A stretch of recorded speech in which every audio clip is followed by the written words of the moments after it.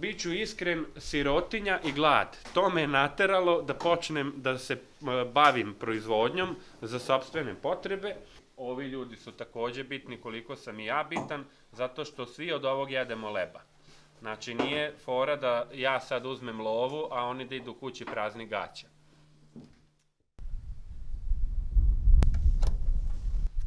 Dobro jutro, Ivane. Dobro jutro, dobro jutro. Ja sam na pravoj adresi. Poštovanje. Kraljevina Kulena. Otprilike. Došao si u pravo vreme. Malo je danas uslov vremenski, malo je poremećen zbog ovog vetra, ali imamo tamo onu improvizovanu radionicu pa ćemo odraditi sve kako treba. Sjajno. Come on. Dobro jutro, ljudi, srećan rad. Dobro jutro. Kao što smo i rekli, došli ste u pravo vreme na banatski svinjokolj. I kao što tradicija nalaže, treba prvo da se popije po jedna rakiještina, da se nazdravi, da srce krene malo veselije da kuca i da se radi.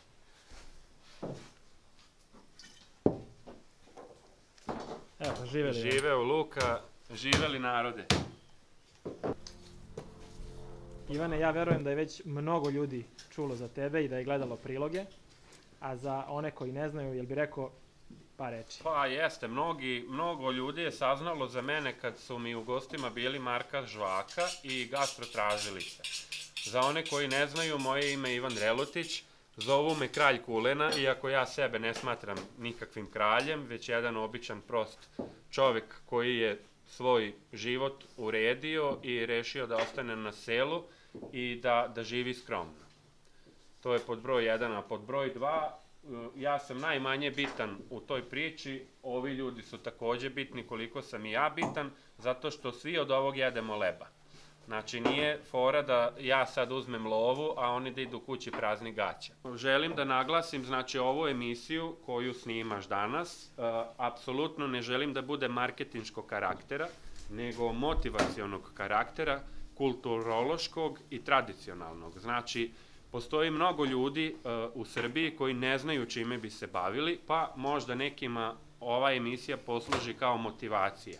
Ne moraju se baviti ovim čime se ja bavim, ali neko će se pronaći u ajvaru, neko u kiselom kupusu, ali ja mislim da moja priča može da posluži da mnoge motiviše. Danas ćemo iskoristiti priliku, pošto u prošlim videima nismo uspeli sve detaljno narodu da pokažemo. Znači, suština ovog videa je totalna receptura za kulen. Znači, sve ću nesebično da vam ispričam, počevši od tova svinja pa do obrade mesa, kako da za sebe dobijete najbolji kulen. Znači, svako može da ga napravi. Meni stalno govore kao, kulen se pravi samo u Sremu. Pa jel se auta samo prave u Nemačkoj? Prave se i u Japanu i u Brazilu.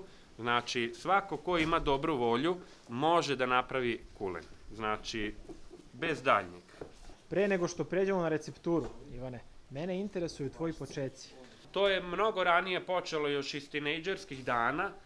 Biću iskren, sirotinja i glad. To me je nateralo da počnem da se bavim proizvodnjom za sopstvene potrebe.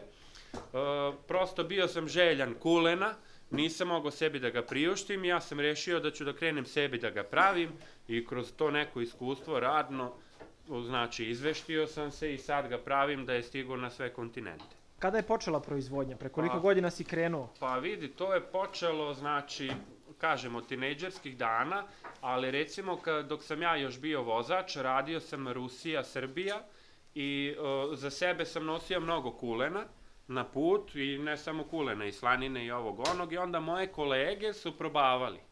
Jao, dobar ti je, tamo vamo, što ti to ne bi napravio za prodaju i tako dalje, i tu mi je neka ideja, to sam i kod Mire pričao. Znači, Rus mi bukvalno mi je oteo kulen i dao mi je 50 € za taj kulen. I to je bila kapisla u kojoj sam ja shvatio da taj proizvod ima vrednost i da se taj proizvod može prodati. I kada je krenuo posao, ti si kapacitete širio iz godine u godinu. Da vam kažem, ja sam 10 godina kulen poklanjao. Znači, jeli su ga džabe i šiš i goliš i onda, i to sam kod Mire napomenuo. onda sam bio, jel znaš onu legendu kamiondžija, brate, kakav kulen pravi? Kad sam počeo kulen da naplaćujem, onaj, brate, što muljavi kobasice. Mislim, to je, prosto takav je narod, ali opet ne želim nikog ja da pljujem, nek posluži svakome, ko se nečim bavi, pa kad krenu da ga olajavaju. Znaš, kad neko u nečemu uspe, to teško se prašta. A evo, obzirom da imamo već koliko kamera i koliko ljudi zna i poznatih ličnosti i sportista i šta ja znam, ja smatram da sam uspeo. Ali najveći moj uspeh je što sam se oslobodio kamiona, već 2 godine ga ne vozim, kući sam, obrađujem to moje malo bašte, utovim koju svinju, napravim tog proizvoda i meni je sasvim dovoljno za moj skroman život. Kad smo već pomenuli poznate ličnosti, jel bi otkrio možda gledaocima ko od poznatih ličnosti je probao tvoj kulen? Pa dobro, probali su mnogi, ne znam sad ni da ih nabrojim, ali mogu da kažem ko su recimo najveći fanovi. Recimo Peđa Medenica je jedan od prvih pevač koji se javio i on me prati na Instagramu.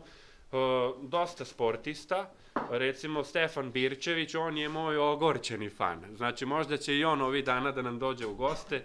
Stefan Birčević, košarkaš.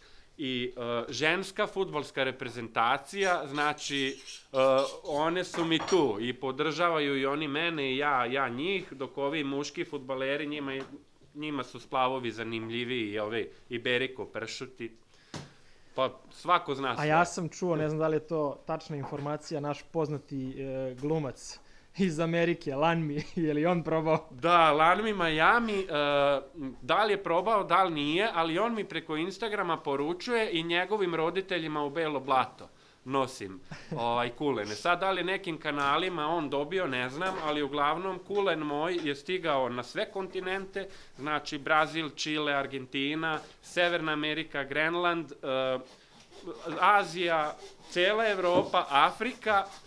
Jedino još u Australiju nije stigao, ali ni nemam neke potrebe tamo da stigne, jer ja taj apartheid i tu englesku kraljicu i to, ne interesuje me to. Nisam ljubitelj tih područja. Doručak za majstore, izvolite, služite se.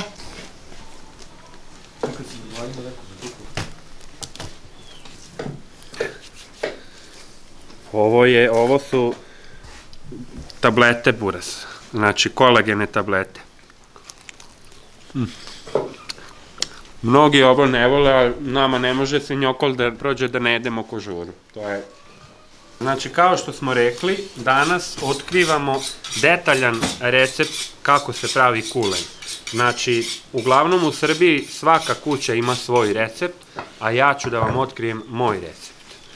Sastoji se od toga da prvo mora da je kvalitetna sirovina, a kvalitetna sirovina znači dobro utovljena svinja. A dobro utovljena svinja znači da mora imati najmanje 12 meseci, da kažemo poluekstenzivnog tova. Za ovaj kvalitet mesa najbolja hrana je ječam i zeleniš, detelina, bundeva i tako dalje.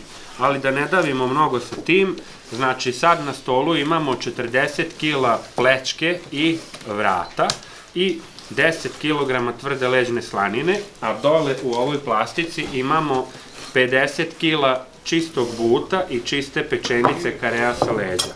Dakle, znači sve ukupno radimo 100 kg kulena, polovina su but i biftek i kare, a druga polovina su tvrda leđna slanina i plečka i vrat. Znači 10% u masi treba da je tvrda leđna slanina da bi meso imalo čime da se hrani. Znači, ovo čisto meso povlači ovu masnoću i ostaje sočno.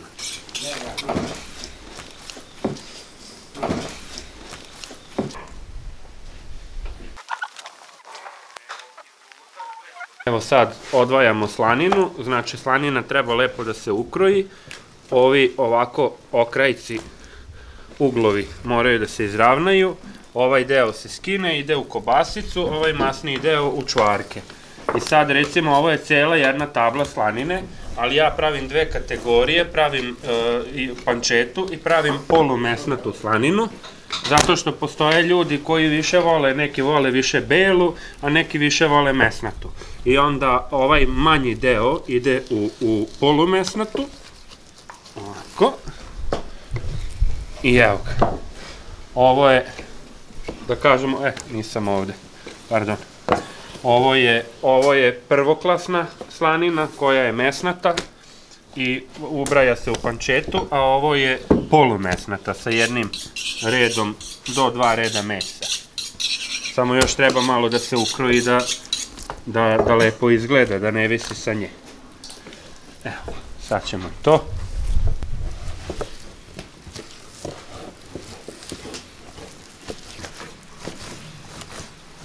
Meso za mlevenje se odvaja u ovakve komade, veličine kutije cigareta, malo manje otprilike, a tvrda leđna slanina mora sitno da se izmelje ovako, da bi mašina mogla lepo da je uhvati, da je lepo samelje. Potrebno je da se ove krajnje tetive povade, da ne bi, znači, mušterije polomili zube. Znači, ali greška je, recimo, da se skida sve, da bude čisto meso, mora da bude malo ovog promašćenog tkiva i vezivnog, zato što to daje koegzistenciju.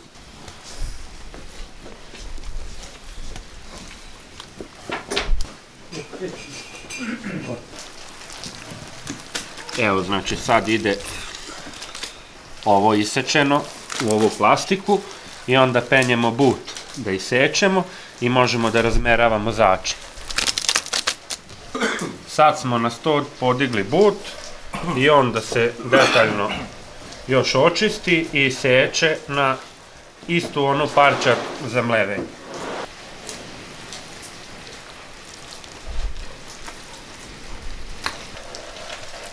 Ove godine je tvoja ekipa, Ivana, jača i za još jednog člana, tu je Neša. Jeste Neša, Neša nam je već druge godine nam je gost. Neša je iz Zubinog Potoka i dođe da uči, a ujedno više je on meni pomoć nego što ja njega naučim. Iako naučio sam ga sve recepte i kako se šta radi i on je to preneo tamo, tako da se sad je na Kosovu pravi i kulen i kranjska kobasica i tako. Svako može da napravi ko ima malo želje. Evo, ovo je jedno lepo parče karea. To sve najkvalitetnije mora u kulen da se stavi. Da bi bila dobra koegzistencija, da bi se lepo sekao, da bi se lepo žvakao, da bi bio ukusan i da te tera na još, i još, i još. Nema stajanja, buras. Meso je pripremljeno, po 50 kg mesa u 2 plastične posude. Već smo rekli koje meso ide u prvu posudu, a koje u drugu, a sad začini. Na 100 kg kulena se stavlja 2 kg soli, pola kilograma luka pastoznog samlevenog u blenderu, kilogram i 200 grama ljute paprike i 300 grama slatke paprike i 10 mojih šaka šećera. Znači na svakih 10 kila po 1 šaka šećera. I to je to što se tiče začina. Sada ćemo da ih merimo i da ih rasporedimo u ove 2 kofe po 50 kg. Domaći luk, beli luk iz moje bašte. Blender. Malo se samo sipa vode. Znači 50 kg mesa u jednoj kofi, 50 u drugoj kofi, pola ovog belog luka u jednu kofu i pola u drugu kofu. I tako sa svim začinima radiš? Tako je. Sve začine pomešam i razdelim ih. To se lepo ovako sipa. Malo sad imamo loše vremenske uslove, pa vetar duva, ali šta ćemo, tako nam je Bog dao. Tako, evo.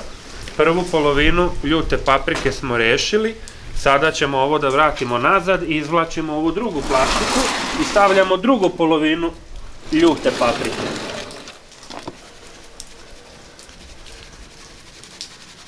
Evo, sada smo i slatku mlevenu papriku izmerili, znači u prvu plastiku ide 150 grama.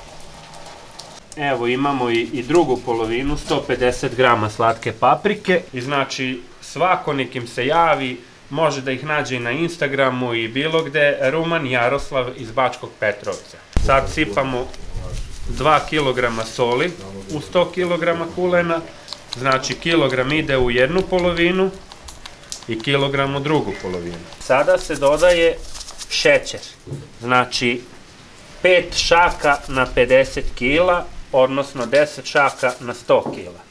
Razlog zašto se dodaje šećer je zato što postoje pojedine vrste bakterija u mesu koje se hrane glukozom i fruktozom, koje se nalaze u mišićima, a na ovakav način kad mi dodamo šećer, one napadaju ovaj šećer, a ne napadaju šećere iz mesa.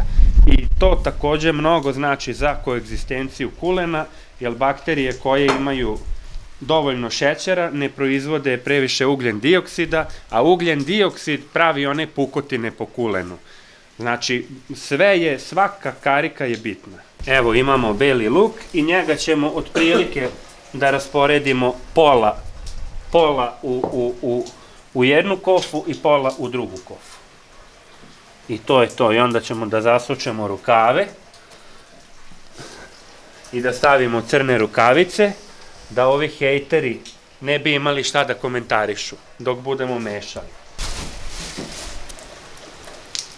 Znači, sada ovo sve se lepo treba da se promeša.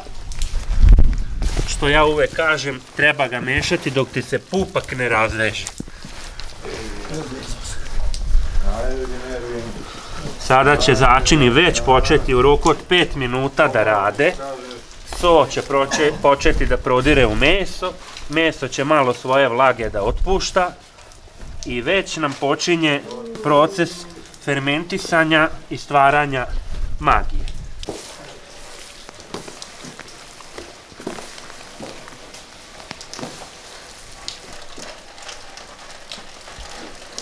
Sada ga ostavljamo na jedno 5 minuta da začini malo krenu da rade, pa nakon 5 do 10 minuta još jednom ga promešamo i on je spreman za odležavanje. A sad kralj ide da zapali jednu ljubicu. Sve pojedu do ulicu, nema ništa. Još jednom ga premešamo i zreo je za odležavanje preko noći. Sutra dan pre mlevenja ga još jednom premešamo i to je to. A mi ćemo danas da vam prezentujemo sa već pripremljenom masom od juče. 100 kg mesa koje smo pripremili ostavljamo da odleži do sutra, a mi nastavljamo recept sa 10 kg mesa koje je odležalo od juče. Na mašini je stavljena šajbena promera 8 mm i na nju se melje, znači, plečka, vrat i tvrda leđna slanina. Nakon toga menjamo na 16 mm šajbnu i meljamo biftek, pečenicu i but.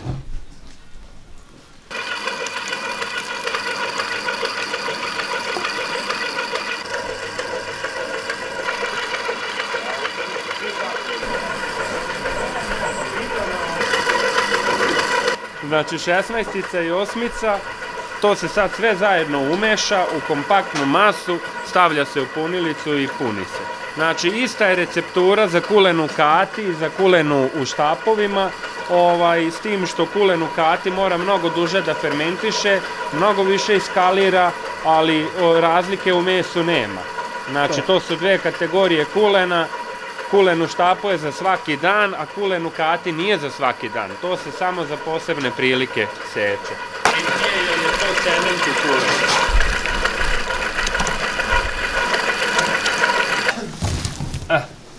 Zašto smo jedan deo mesa mleli krupnije, jedan sitnije?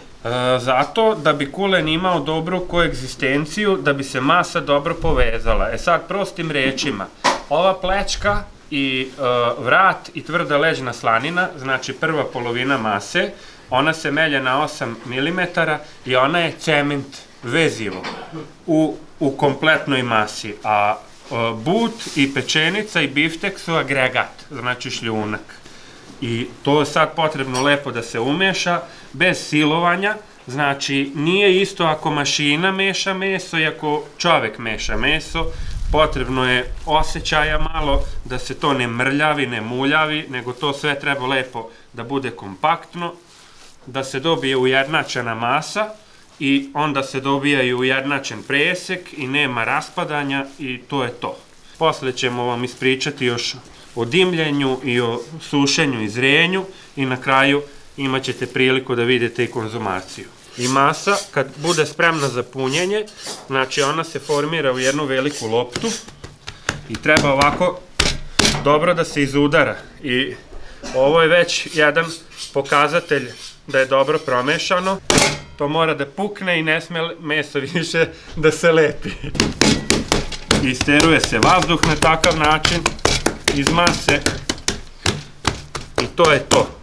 Nakon, znači, ovog prvog formiranja u loptu, sačekat ćemo još 5 minuta malo meso da odmori i još jednom ga premešamo, opet ga formiramo u loptu i može da se puni. Dobro se treba nabiti da što više vazduha izađe, ali ova puška je, da kažemo, profesionalna, ima u sebi ventil koji dodatno se oslobađa masu vazduha. Cilindar na sebi ima ventil sa oprugom. Sad ćemo da vam pokažemo kako se puni kulen i šta se kasnije dešava. Komplikovano, a i nije toliko komplikovano. Samo potrebno je mnogo osjećaja. Osjećaja i strpljenja i živaca i svega živog. Sad, zato što je bilo malo vazduha, uvek se ovako jedna lopta izbaci. I to je to. Za početak ćemo jedan štap. Znači, evo, ovo su kolagena, takozvana koko creva. Ovo je posebna vrsta kolagenih creva, duplo presovana su i imaju iste karakteristike kao prirodna creva, goveđa ili svinjska debela, a prosto ja više ne želim u goveđim crevima da radim, jer svi ti dobavljači lažu oko promera. I onda on meni kaže to je F60, a ja dobijem jedan ovakav kulen, jedan ovakav. Ovo je, brate, standardizovano, sve F65 i svi kulenovi jednako se suše i jednako dospeju. Ovako se stavi na lulu i onako čvrsto, koliko crevo dozvoljava, toliko se nadeva. To svako mora da stvori svoj osjećaj. Dobar. Sad, efekat je taj kad se poveže.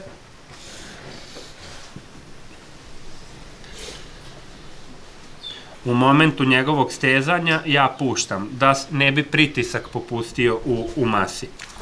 Tako. To je to i bukvalno, evo, možeš ga prstom udarati koliko je tvrdo napunjen.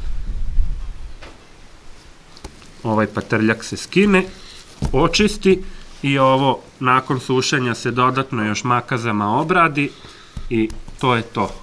Malo se ovako umeša da se rasporedi pritisak. Ukoliko ima nekog vazduha, kao recimo ovde malo, to se ovom iglicom, ovo može i neku žensku u autobusu ubosti malo. Iu! Šalim se naravno.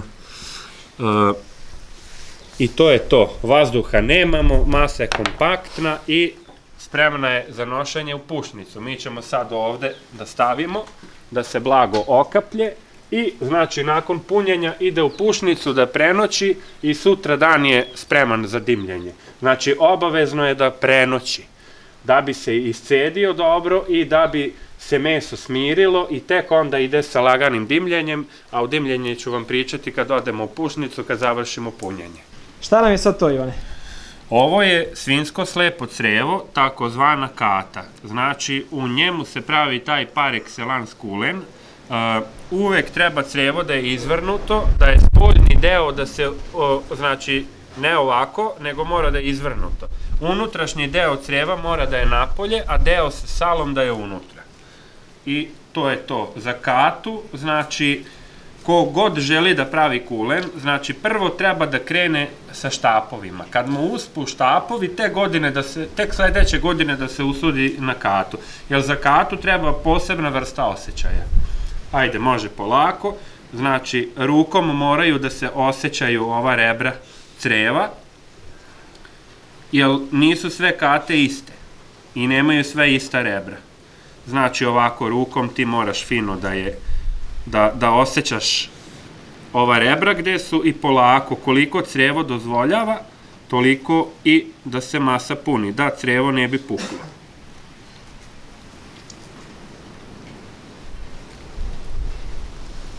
Evo, vidiš kako je jedan prelep primerak uravnotežene kate. I to je to. Kata se stavi ovde i posle se poveže se kudeljnim koncem.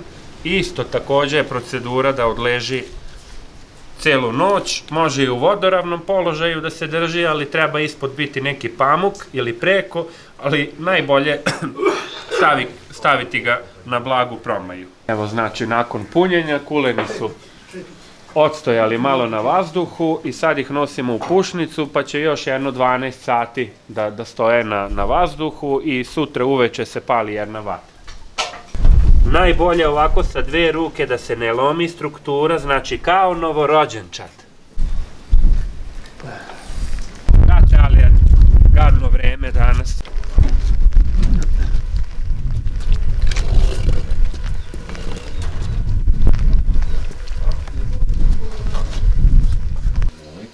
Znači, kombinujemo vešanje malo po gredama, malo po letvama i malo po ovim osovinama koje od metala su i one se vežu žicom ili eskukicama.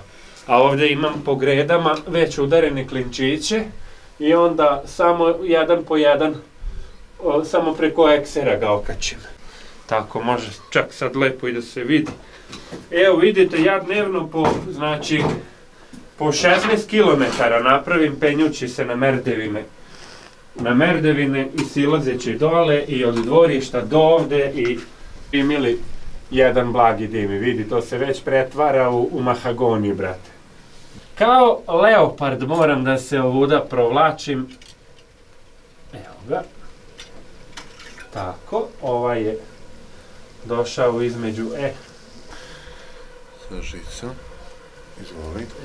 Znači, jako je bitan i razmak, ne sme kulen sa kulenom da se dodiruje, niti kobasica sa kobasicom i kobasica svakog dana, svakog drugog treba ovako malo da se pretresa dok se ne izravna, da ne bi dolazilo do prevremene plesni, a plesni u krajnjoj fazi fermentacije su čak i poželjni. A kad kažeš da se pretresa, kako misliš? Pa pretresaš ih, recimo, evo, sad su u ovom položaju kobasice, dobile su jedan dim i sutra dan samo ovako prođeš. Znači, ova koja je bila preklopljena, s ove strane, evo, pogledaj ove 2 kobasice kako se dodiruje. Ako bi ostala tako, poplesnavila bi. Znači, treba samo sutra dan ovako. I onda prosto nema prostora za razvoj plesni. I to je to. Plesan, opet kažem, pozitivna je stvar na krajnjem proizvodu, znači u krajnjoj fermentaciji, ali ako se pojavljuje u toku, znači prve faze dimljenja i toga, protiv toga se mora boriti, znači ili obrisati tu plesan, a najbolja borba sa njima je tako što pretresaš. I onda sve bude ujednačene boje, ujednačeno, odimljeno i mora, to je, velika je to procedura, ništa komplikovano, ali moraš mnogo sebe da daš. Došli smo, znači, do finiša, do dimljenja. Kao prvo, pušnica mora biti određene visine. Ova moja je, recimo, na neka 3,5 metra gde se vešaju ove cevi, ali gore u sam vrh ima skoro pa 5 metara. Znači, kulen mora da se dimi hladnim dimom. I procedura kreće tako, danas smo ga napunili, stavili. On će sad da odleži 12 sati ili čak i 24 sata, nebitno je. Ko kako ima vremena, uglavnom bitno je da bar najmanje 12 sati odspava. Onda se loži vatra, evo vidite, nema tu nikakve filozofije, dole na zemlji se loži lagana vatrica koja samo treba da tinja. I sad, što se kulena tiče, prva vatra nekih 6, 7, 8 sati, zato što čestice dima ne smeju naglo da bombarduju meso, jer ako se naglo zadimi, napravi se onaj prsten oko kulena i mora ravnomerno sve da se radi osjećajno. Znači, kod mene konkretno od 8 do 12 dimova. To sad već zavisi od vremenskih uslova, koliko ima mraza, kolika je vlažnost vazduha, to sve mora da se radi po osjećaju koji čovek stiče kroz godine rada. Ne mogu ja sad vama reći dimite ga 12 dimova ili 6 dimova, to sam svako po svom osjećaju treba da odradi. Ali koji malo samo se potrudi, može da odradi bez problema. I znači, dimljenje mora nežno da se obavlja i nakon dimljenja dolazi ono nešto najbitnije. Mnogi ljudi greše, stave kulen na otvorenu promaju. Znači, to je jako velik neprijatelj kulena. Kulen ne sme previše da se ljulja na vetru, on samo treba da ima propuh, znači lagan protok vazduha. Isto važi za kulenu štapu, a pogotovo za kulenu kati. I znači ta neka promaja u narednih nekih, da kažem, 120 dana mu treba blaga promaja, a u zadnjih, da kažem, nekih mesec dana fermentacije promajamo uopšte ne treba. Znači, najbolje bi bilo ako neko ima podrum neki ili objekat sazidan od čerpića. To su objekti od prirodnog materijala gde vlada posebna mikroklima i tu se dešava ta magija ukusa za koju mene stalno prozivaju, kaže ti stavljaš još nešto u kulen. Ne stavljam ništa, videli ste šta se stavlja, znači procedura, ali ta procedura kreće od samog tova svinja, od malog praseta i onda na kraju kad dođemo do te konzumacije kulena, recimo u mom konkretno kulenu, svaki čovek istančanog ukusa može da oseti svu tu hranu u kulenu, znači onu aromu žita i aromu ječma i aromu deteline, onako pokošene, znači sve to u nekim blagim notama se preliva u kulenu. I još nešto što je bitno što se tiče neko ljuti, ovako, onako, kulen treba da je ljut, ali ne da ubija ljutinom. Znači, kulen kad staviš na nepca, na jezik, kad sažvaćeš ga, kad ga progutaš, kao dobru rakiju, onu skupocenu, kad popiješ, pa te greje, kulen posle 5, 6, 7 sekundi treba ta ljutina da se oseti. Po meni je to savršenstvo što se kulena tiče. I opet napominjem, što se tiče kulena u štapu, on, da kažemo, zri nekih otprilike 4 meseca. To je kulen za svakodnevnu upotrebu, a kulen u kati, ja znam ljude, znači on uzme, pojede celu katu. To je nepoštovanje prema kulenu. Znači, kulen u kati, pod broj 1, po tradiciji i kulturi, ne seče se svaki dan i ne seče se svakom.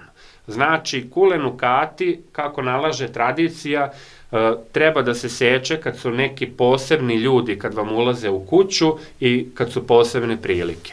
Evo, konačno i ovaj današnji težak radni dan smo priveli kraju, da se ovaj krtok sredi i onda idemo da nasećemo jedan kulen u kati, koji vuče sa sobom jednu anegdotu koju ćemo vam posle ispričati.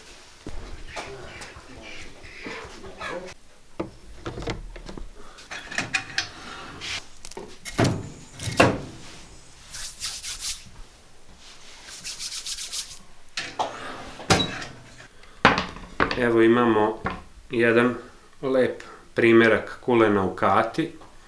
Rekli smo da je za njega vezana jedna anegdota. Pitao si me o poznatim ličnostima. U februaru mesecu ili u martu mi se javila Seka Aleksić, obavezno da mi sačuvaš, dolazim u maju. Ok, Seko, čuvamo, nema problema. Onda mi se javila u maju, počinje letnja turneja, doći će u septembru i sad ja nisam teo ženu da smaram, da joj pišem, ja sam joj krajem septembra poslao poruku, Seko, jel dolaziš po kulen, jel ne dolaziš, nije se pojavila, tako da ćemo mi danas da ga sredimo, buras. Se osuši, to je bukvalno više od godinu dana fermentacije. Sad, najbolje da ga presečem na polovini i onda se momentalno vidi rezultat. Evo, sad ćete, narode, da vidite.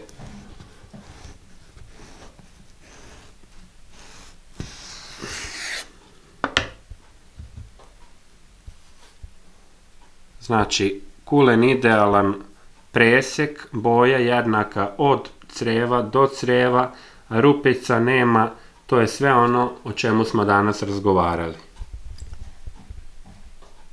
A sad ćeš da vidiš kako se seče, bukvalno kao pršut.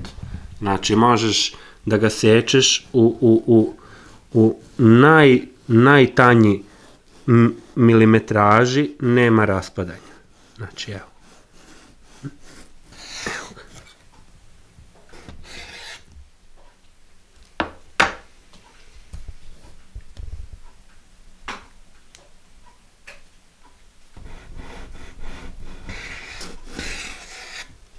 Ivane, reci mi kako ljudi mogu da poruče tvoj kuleni proizvod? Pa vidi, da se ne lažemo, ja sam na početku rekao da ova emisija nije marketinškog tipa. Znači, sve ovo što ja proizvedem, to nisu velike količine, uglavnom ljudi pokupuju moji najbliži prijatelji.